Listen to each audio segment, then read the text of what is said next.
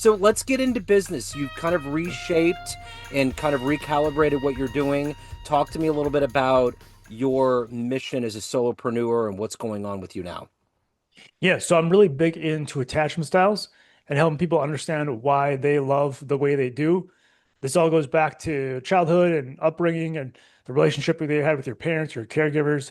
And what is happening is we're all just repeating these patterns until we have the awareness around it, the ability to either break those cycles, change those cycles, however we need to in ourselves and help others do the same. And so just being able to bring that awareness. I know that if I knew then, like in college, what I know now, my relationships would be 1,000% different. The way that I show up, my whole nervous system, like literally everything would be calibrated in a much different, more healthier way. And so that's what I'm on a mission to be able to help others to have that clarity at a much younger age than I did. You know what's interesting when you talk about that? I think about when you get to a certain age. I'm in my early 50s right now, and I think about sometimes things will hit me like, why is that having an effect on me? And then it'll trigger kind of a memory from childhood, or it will trigger a memory, whether it's conscious or subconscious. So, my question is, how does the pedestrian brain wrap themselves around getting past and figuring those things out to gain that wisdom nugget?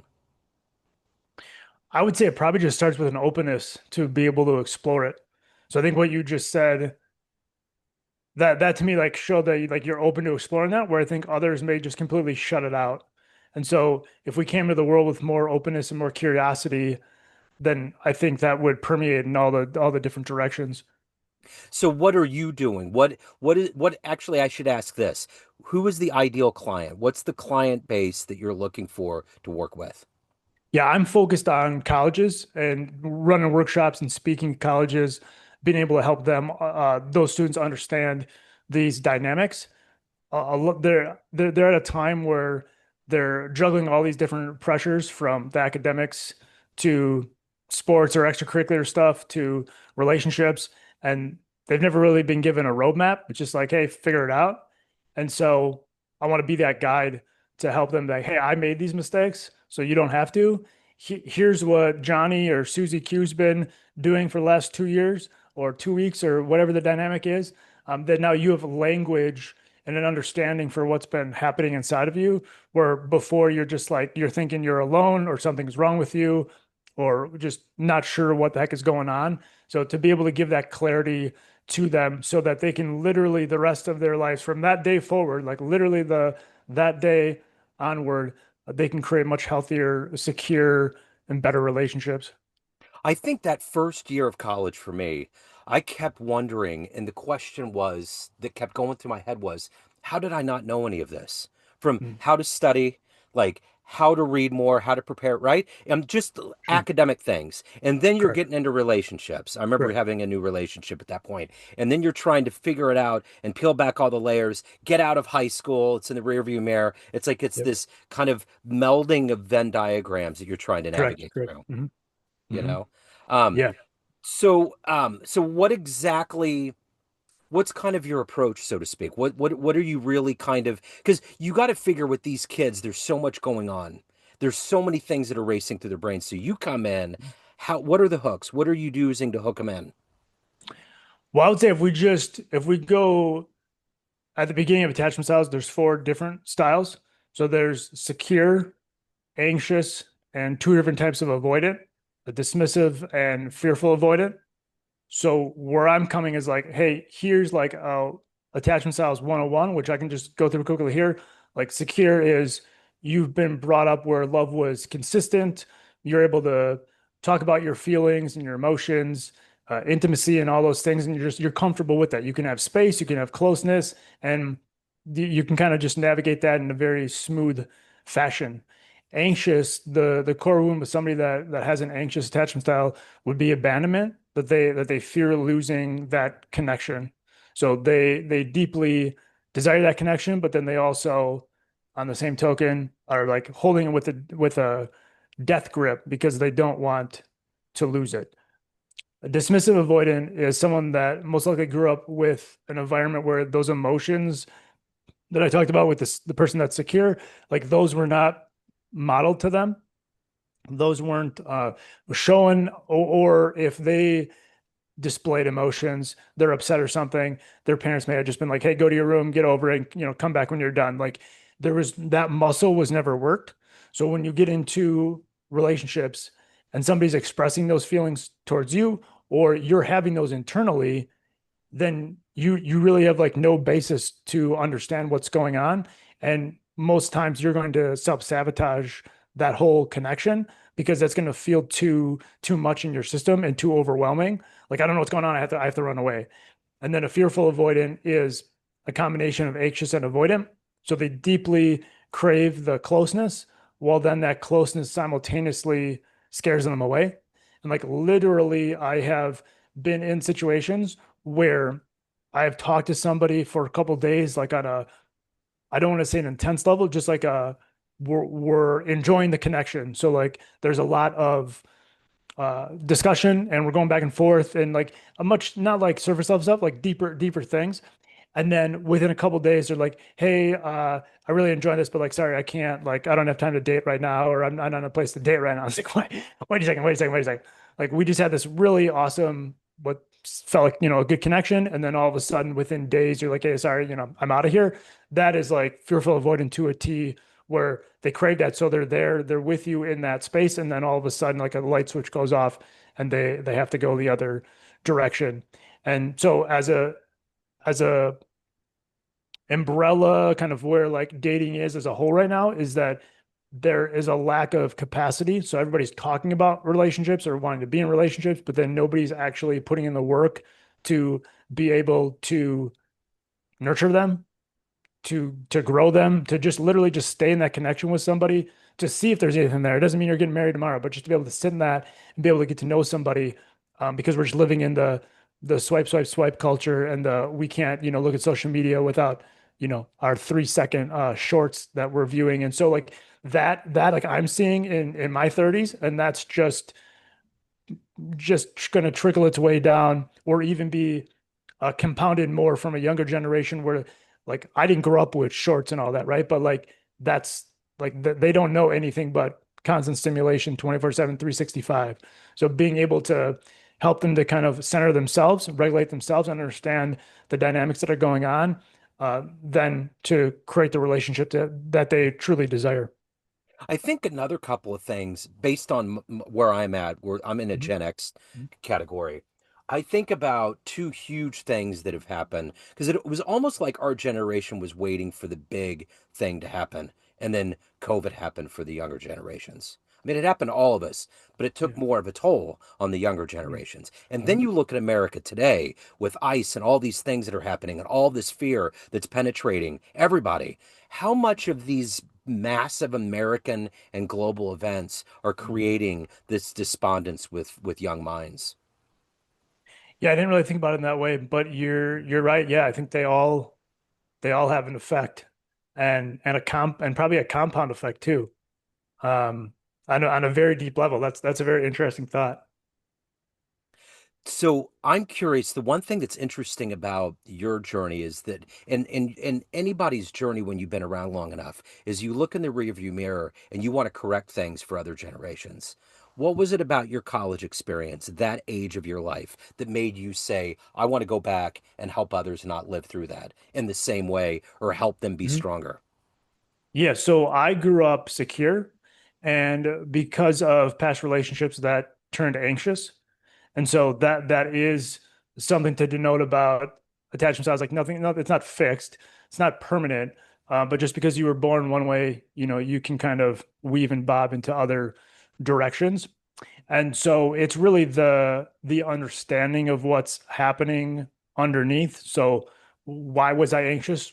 When somebody's anxious, they're seeking reassurance. So it's like it's doing for myself, it was like doing this deep inner work of like where was that coming from? Why was I seeking that reassurance? Why was I feeling inadequate? What was going on with me? Which really like it doesn't even matter about anybody else. It's like truly yourself. It goes back to the whole like you have to love yourself before you can love anybody else.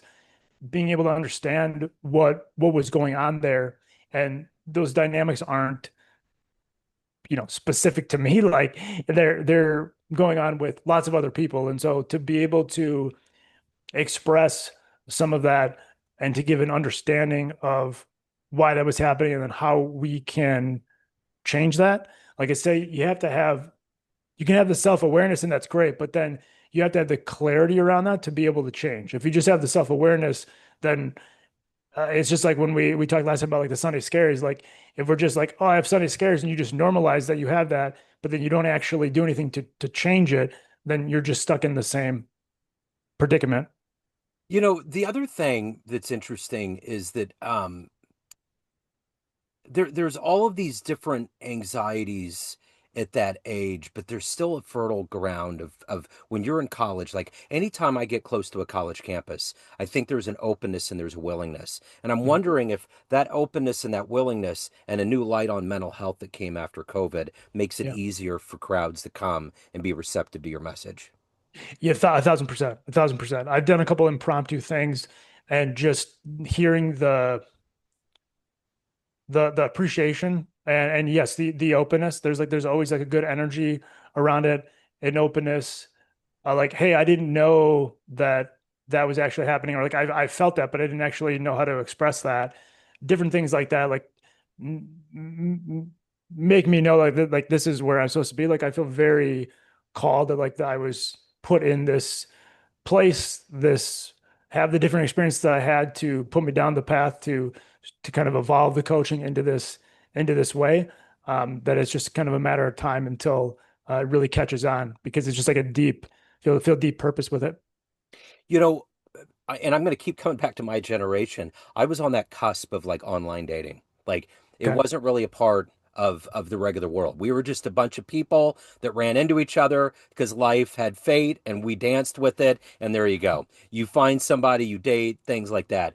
But it's more now where everything has gotten to this instant swipe gratification, digitization. People can get on these apps. How much Yeah. of that has created this temporal transparency or this short-term thing? Yeah, it's completely like just shorted our whole connection, like the way that we connect. Like we're like it's even hard for me to go on online dating and see it the same way because it's like we're just seeing this snapshot Uh-huh. and this a couple little paragraphs about this person or these pictures that are curated that now just look like you're on social media like they're so curated in that way and it's very tough because to me the number one thing is resonance like I see you, I hear you, I value you for you, and you can't do that over text messaging or really any form of connection other than like right here right now in person. Yep. And then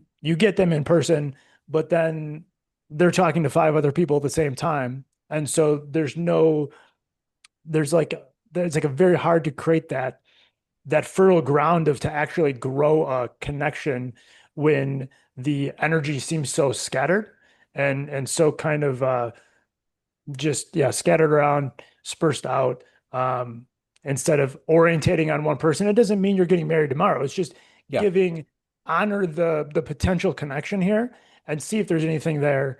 And if there is, great. And if there isn't, that's great too. It's no harm, no foul. But to be able to, I feel like we've just gotten so far away from creating that real, connection, that then all the different pieces, social media, online dating, and everything else, and all the real world events as well, like everything just kind of compounds it all.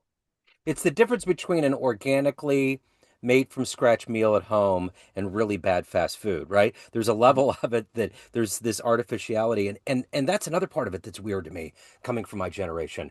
Like catfishing is such a weird thing, but it's way more common than you would even expect. I mean, there's extreme examples, and then Yeah, there's yeah. just these little things like boilerplate images, but there's also the other element today of AI. Like I was what, just gonna say that. right? Yeah, yes, yes, I yes, mean, yes. Which adds a whole different dynamic. But one thing I wanted to say is, I heard this a while back, and it's always stuck with me. If you met somebody in the grocery store line, you're not going to care that they're 6 feet or 5'5", or they have this color hair or that color hair, or your type is this and they look like that because to your point, it's organic. Like the connection is organic. And I know like we all want that. We all want to meet the person walking the street and all that stuff. But um But like if we came into connection with a little bit more openness and curiosity around it versus feeling like it's the 62-point checklist and they have to hit all these things, then you're kind of putting all these guidelines and rules around something that should really be organic and free flowing and kind of uh, is going to hurt the chances of the connection before you even give it a chance to grow into anything. I mean, and you got to think about it too. Maybe not as much with college kids, but when you get into your 30s and 40s, we're all damaged. We all have baggage. We all have things, right? And there's not going to be that 60-point checklist that's going to make out. We have to have a level of empathy and being able to understand that we got to pick each other up, you know? And I talk about co-creation all the time. So let's create it together. Let's I feel like baggage has such a negative connotation. Let's just call it luggage or something Sure. else. Sure. And but the point is like whatever happened in the past happened in the past. Like we are now in a space to create a really cool future together. And as two people, two humans, we can create that ourselves. And it doesn't matter what mommy says or your brother says or social media says or society says. Like you're just coming together as two humans to create a really cool, fulfilling, rewarding relationship. But if you haven't worked on yourself and understand different things going on in your world and what you desire and how that all plays together, then it's going to be really difficult to get in a relationship that all those things are going to come up, right? And like you're either going to run away or you're going to be able to sit with it and grow from it together. You know, one of the interesting things about love and relationships is that it permeates all of the entertainment, songs, movies, and TV Mhm. shows that we're a part of, books. Mhm. What's your favorite love story in the history of fictional, nonfiction, however it plays out? When you think about a really good love story, that organic thing that we've kind of talked about, what's one of your favorite ones? I would say it would be hard to, I'm not a big movie guy. Right. Um, I would say just from a general standpoint is I just believe in the connect kind of what I was speaking to before, like the co-creation, like the connection that's so deep that we can move mountains and we can cross oceans. And that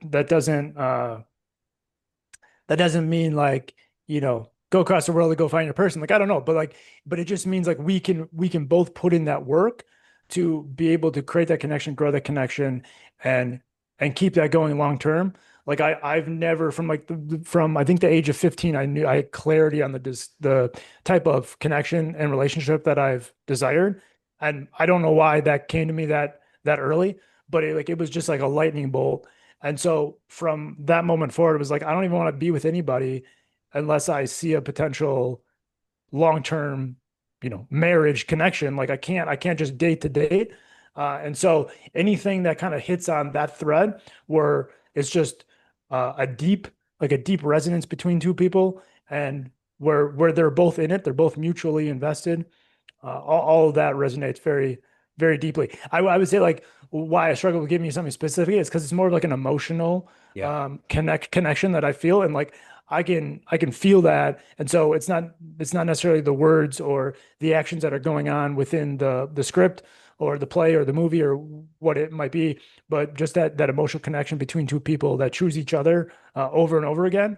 And whatever is going on, they don't want to do anything but make that person's day better and continue and deepen that connection. And it kind of plays into the mystery of being a human being. You know, there's a possibility that our soul has been on multiple lifetime voyages. And when we run into somebody, there's a level Correct. of us, which is why there's that real soul connection. There's almost Correct. this mystic, kind of very deep, ancient kind of thing, right? Yeah, I didn't know we were going to get there, but yeah, 1,000%. And that's why I'm doing this work because the relationship that I had in the past was that or felt very much like that. And when that ended, and ended because I believe because we had completely separate attachment styles, anxious and avoidant is a very common pitfall. So the anxious person wants closeness and the avoidant wants distance. And so the anxious person then wants more closeness. So the avoidant person wants more distance. And it just keeps going and going and going. And that when that ended, that was the impetus for this whole evolution in the coaching that I'm doing because that was like, wait a second, hold up. I've had that pattern repeat, maybe not to that extreme because it wasn't, I hadn't felt that soul kind of level bond before, but because that was so deep, it got me to dig in deeper and try to understand what was going on beneath the surface. And then understanding that, wow, this is a pattern I just have been repeating. And I found myself in that high of connection. And then just as high as we are, then we're that low when it all, goes up in flames. So let me ask you this. The one thing that you're doing right now for a lot of these young minds is giving them a gift if they want to embrace it. Mhm. And it's all of those little moments in our lives where things can change our trajectory, like one nice thing. When you look back on your life, what was one of the nicest things that somebody did for you that maybe changed your trajectory, maybe led you to get to this point where you found a level of empathy and you want to give your wisdom to younger minds? It's a really good question. I think hearing that somebody else believes in you, Yeah. hearing yeah, that there's a couple different instances of that I can point to from like middle school to high school to then like once I started on the entrepreneurial journey. Different people in different ways, and I believe very much that all those people are put in to our past for a reason. But just that's much deeper than just some politeness. Oh, I love what you're doing, or great job. It's something deeper there. So anytime that's come across, it's always landed and always stuck with me in a much deeper fashion. So if anybody wants to catch you live, they want to reach out, they have questions, any of the good business, where do they go? Yes, the website is themindfulspx.com and at the mindful spx on social. Feel free to check out the website. You can contact me there or contact me on social. Would love to come to your college, wherever you might be. I'm just a flight away and happy to jump on as quickly as need be. Okay, so as a new Denverite, I got to know, what do you love the best about being in Denver, Colorado?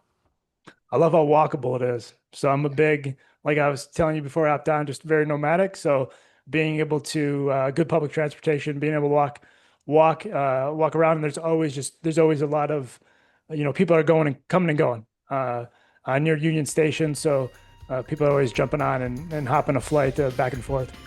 Nothing like seeing a mountain range too around you, right? Of course, of course, of That's course. the big thing. But CT, from Coors Field, you got Coors Field, you got right field, anywhere on the right field side, amazing views of the mountains, you got especially it. at Yeah, sunset. that's awesome. Hey man, it's so great to catch up with you. Thank you so much. I love these round twos. I'm glad that we got to dig into it a little bit further. So thank you so much. Best of luck with the new venture. I appreciate it, man. Thank you very much. Appreciate you. Yeah.